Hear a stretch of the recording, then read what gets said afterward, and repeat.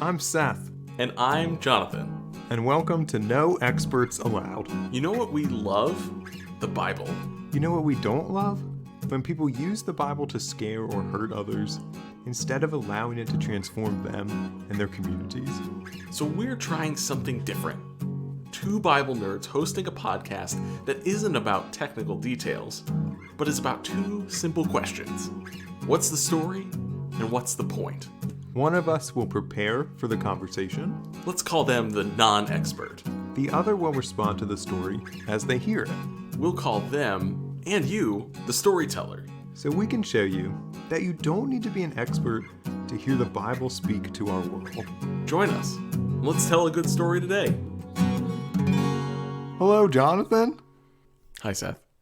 Hello. I don't know. We're out of greetings, so I was just going with the most traditional greeting I could think of. I have a question for you. Good. Let's just get right to the point. No time for this chit chat nonsense. What would you do in this particular situation? Would you want to ride through the desert on a horse with no name, or ride through the desert on a hot air balloon named Steve? I think I would probably go with a hot air balloon named Steve. No, I wouldn't be more in control, but I at least could see things and where I was going instead of just like endless dunes or flat nothingness. Also, I feel like I'm pretty confident in my ability to, this probably would help me in either situation, but to kind of perpetuate conversation with someone who won't respond to me, whether it is a horse with no name or a hot air balloon named Steve. Like, I feel like the companionship would be enough just because of my imagination. I'm feeling an initial connection to Steve that I don't want to ignore. Okay. I respect that connection with Steve. The only thing that scares me about Steve the hot air balloon is like you can't really direct it. Can you? Like, how do you drive a hot air balloon? Isn't it just pretty much like you can decide when to go up and then gravity slowly brings you down? In some ways. But if I knew how to fly a hot air balloon, I wouldn't be here. I'd be out flying a hot air balloon. True. Also, in that song about the horse with no name, I just could never figure out why they don't just name the horse. Fair. You could name it, Steve. Then you could at least, like, it would have a name. That's, like, kind of disrespectful. Just like feels like a big power grab. Like, I'm not going to name you because I want to maintain authority over you. It's messed up. Name it Steve. Is. Move on. Yeah. Okay. I think I'm with you, though. I think I would take the hot air balloon. Because it'd be a pretty ride, I think, up there. Do you think that we could make it in a hot air balloon across the desert together? Oh, yeah. I don't think it's hard to drive the hot air balloon. Didn't you just say that you thought it was? Well, I don't really think you can use steer. So I think we could get it. I think we could decide when to go up and when to come down. I think those are the only things you can decide. Let's transition to our passage and see if it has anything to do with either of these. Let's see if it does. Okay. Whew. We're struggling. It's okay. It's good to be together. And it's great to open up the Bible. Right? It is. On our computers. Yeah, to click open the Bible. Let's see if the Bible can redeem this mess of a conversation. This is Mark chapter 11, verses 1 to 11 from the Common English Bible. When Jesus and his followers approached Jerusalem, they came to Bethphage and Bethany at the Mount of Olives.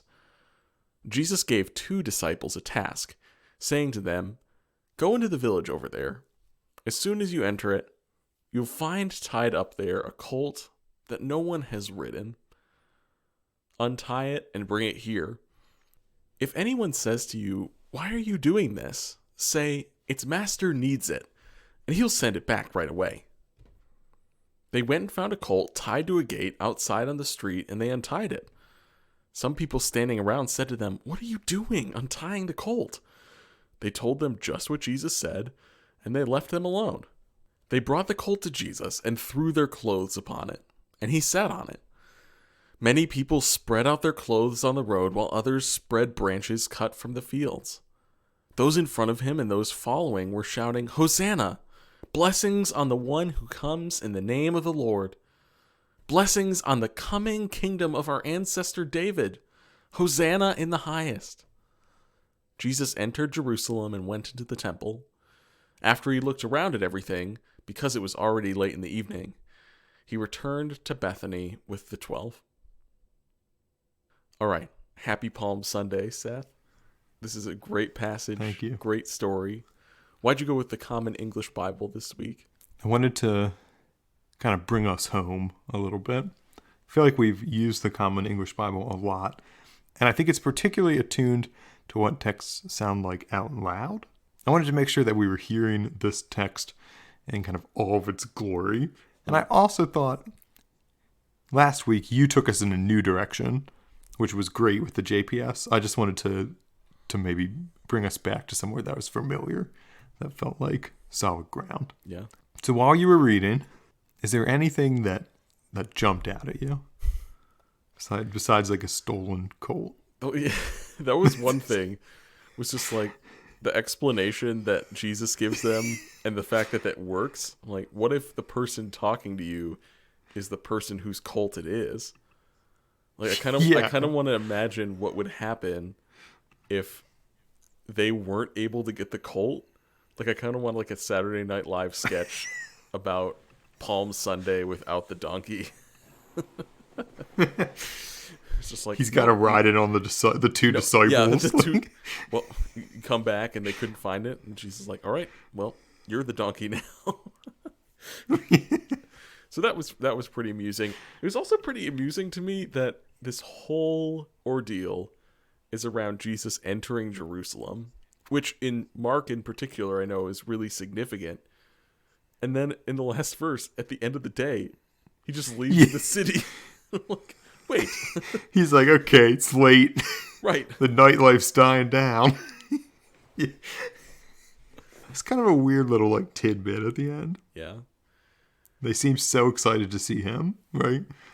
And then he just leaves. Right. Yeah, I'm honestly not really sure what to make of that. I guess they had a sweet Airbnb that could sleep all 13 of them out there, and they couldn't afford to stay in the city. Couldn't afford the one in yeah. Go back out to the suburbs. It's fine. Anything else? I feel like this is like a relatively well-known passage. Yeah, and I think that's what's standing out to me here is, just questions about the specific details, like what's the significance of the clothes and the branches on the road, and what, just a little bit more about what's going on here. Like, what did people who were participating in this, or what did the author of Mark in constructing this want to communicate about Jesus in these moments? Yeah. I think that's just the lingering question for me, is what imagery's coming to mind. What would people of the time might have thought about this? I don't know. But it's one that we read at least annually in some form. So Mark's gospel in particular, at least in my reading, has this kind of subtle underlying anti-empire thread. And I just wonder if this story in particular isn't when that comes out the most. Like, even the people who are in the crowd are like, blessing on the coming kingdom of our ancestor David. Like, and I just wonder how that would sound to people who were Jewish, who were oppressed by the Roman Empire. Like, if this isn't sort of what it would look like when the empire would come to any big city, there'd be this big fanfare, right? I just can't help but read this as being like, it mocks the empire, it mocks the emperor with like someone who's coming with a kingdom that's not like Rome. Right. It's almost like Yeah. almost like a parody of Yeah, those exactly. entry ceremonies. That's right. I'm remembering some things. The imagery that comes to mind for me when thinking about these grand entries is what it's like to catch a water balloon. So Wait, same. stick with me. Okay. So the coming dignitary or whoever is the water balloon. And you know how when you're doing a water balloon toss, you can't just stick your hand out and like catch it. You have to like kind of cradle it in. You have to do a motion with it to catch it and safely. And so the people of the city are like the person catching the water balloon. They like go outside the immediate city and like prepare themselves to welcome the coming dignitary or the emperor or whoever it is with this kind of fanfare to like get the celebration Like started for their ease the transition ease into them the in. city. Yeah. Gotta cradle them in like that big old water balloon. I thought that was a good metaphor. I don't know. No, that was a good metaphor. I didn't see where it was going at first, but it ended in a good direction. I'm just thinking about all those water balloon tosses where somehow someone ends up with like an indestructible balloon is like throwing them across a football field and they're Yeah. somehow still catching it. They drop it 3 times and it doesn't pop. It's like, fine. Yeah. and then you always like just like move your hand the wrong way. It just explodes in your face. Sorry. The sun's come out for the first time in a while, and I'm just thinking about all the outdoor activities that I miss. Like water balloon tosses, Like water apparently. balloons. Yeah, that's what I was going to say. Oh my gosh. All right, so in this case, Jesus is the water balloon. Jesus is the water balloon. Exactly. Yes. If you have one takeaway from this episode, that should be it. And Jesus is such kind of, I don't know if this is the right word, a fragile water balloon that he doesn't even have a colt to come in on. Right. That might have been mixed. That was mixing metaphors. Maybe a little bit. But I get what you're saying, though. It's like, I'm imagining that the emperor would come in on like, in a chariot or like some sort of really noble processional or something. And here's just Jesus chilling on a donkey, probably just prodding around, kind of distracted and, not high up above everyone. Just like people craning their necks to see what's going on. Yeah, and they had to borrow the donkey. Like, I'm it sure wasn't even Caesar his. doesn't borrow horses. Yeah. No, he leases them. It's not even his. Okay, well, that's a good way to do it. You get a new one pretty frequently that way. Yeah, and there's only, Jesus comes in with, 12 disciples? And there's presumably some other people maybe following him, like, with this crowd. But I would imagine when Caesar goes anywhere, right, there's hundreds and hundreds of people who go with him. Yeah. In front of the chariot, behind the chariot, like his whole entourage. Right. And this isn't like that at all. It's like it parries the whole thing. It's just like that's wild. I feel like we're transitioning to like so close to what's the point. Yeah. And a couple weeks ago, someone asked me what I thought was the most anti-imperial text in the Bible, which I think is a really interesting question. Yeah. And I wonder if this is it. This isn't what I had answered. Like, I wasn't smart enough to think of this on the spot. But man, so I guess my question is like, in what ways do we see Jesus push back against the empire then? And also Jesus pushing back against the ways the empire works today. Right? Even if we don't have Caesar or Pilate. Right. Well, yeah, and for this Palm Sunday kind of starting for us the Holy Week journey towards Easter too, it's this kind of pushing back against the empire that got Jesus killed. It's that kind of resistance, the kind of movement that he was instigating that made the empire perceive him as a threat and ended up with him on the cross. everyone likes when Jesus talks about love. Yeah. But that doesn't end you up on the cross, right? And there's got to be something else. Right. It's got to be more countercultural. At least like the love applies in ways that are countercultural. Well, I'm exploring ideas for how I would respond to that question you were posed with. I'm thinking about the conversation of give to Caesar what is Caesar's and give to God what is God's. Yeah. When asked about taxes, the argument I would make is that Jesus is contending that, okay, Caesar puts his face on a coin, great, like all of this is God's anyway, kind of like that kind of anti-empire mentality coming through there.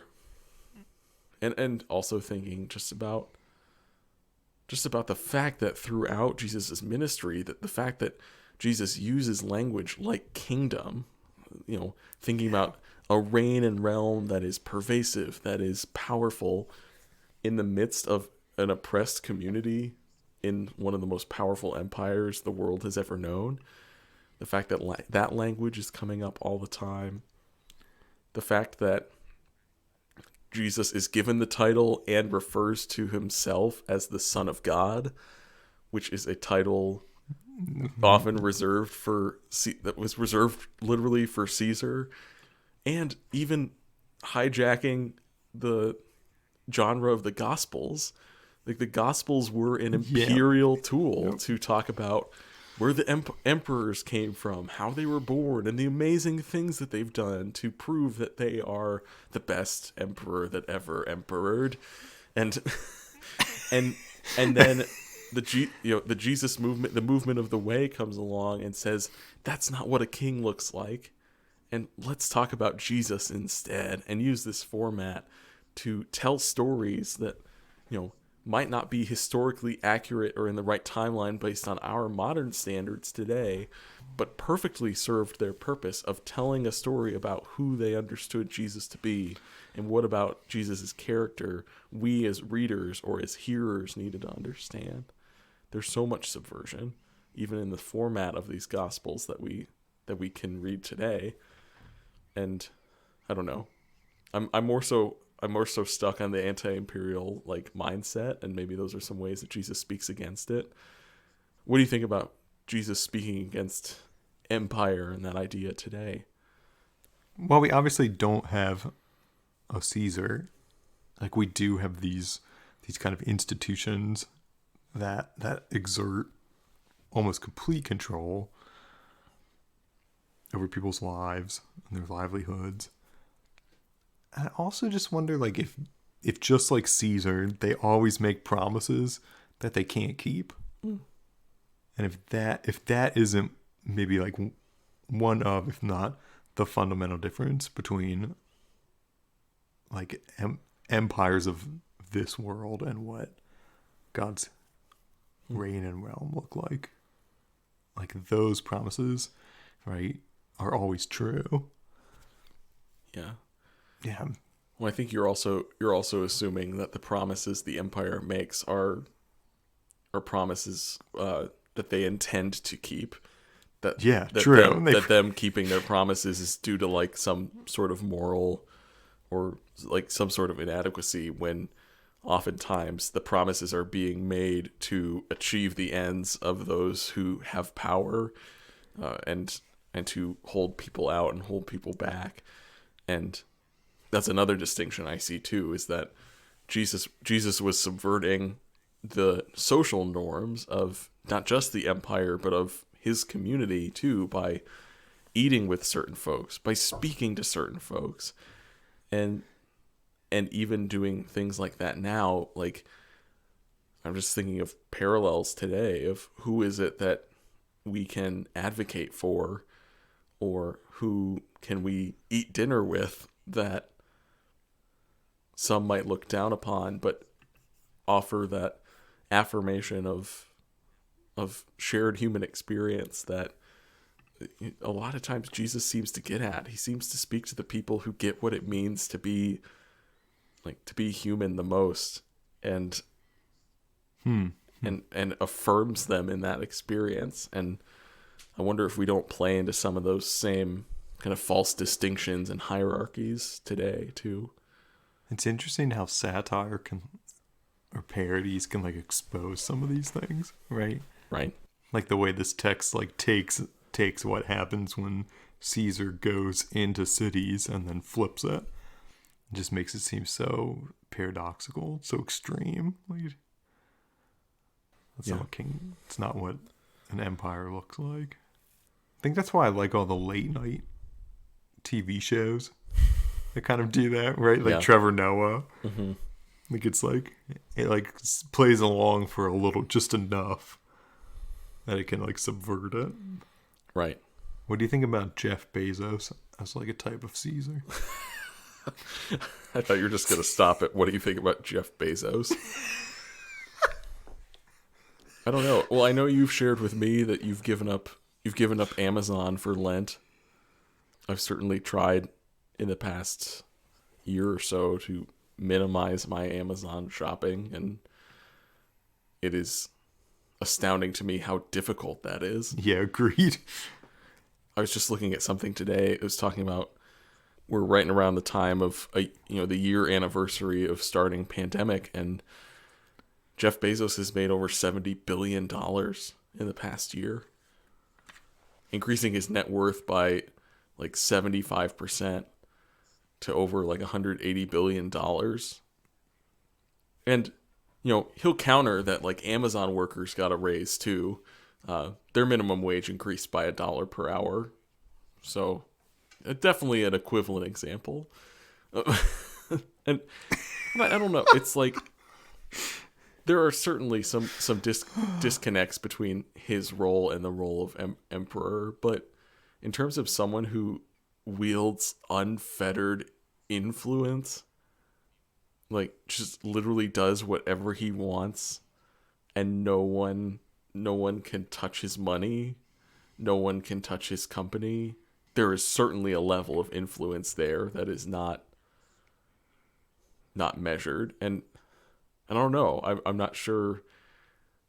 Maybe I'm not connecting those last two dots or something, but to see such a gross example of benefiting off of like the most tumultuous, devastating year in at least a generation, if not 100 years, to see someone benefit so much and care so little about those whose backs their wealth has been built on.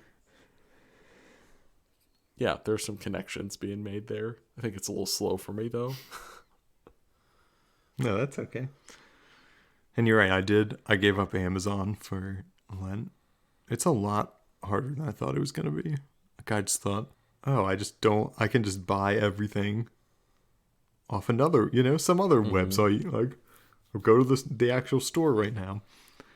But man, it's so pervasive and it's so easy. And maybe some people don't realize this, but Amazon has like two wings, and the one wing is like Amazon.com that ships and sells all those goods, but they also own Amazon Web Services, which is essentially like the backbone of almost a third of the internet. Whenever you stream something from Netflix, that comes from Amazon's servers. Like, there's all these websites. So, admittedly, I haven't cut all of those out because it's almost impossible. The internet, you'd like literally 30% of the sites that you use or more you wouldn't be able to access. Like, they just have this unfettered control over everything that the internet, all the traffic that kind of crosses the internet. It's really quite amazing.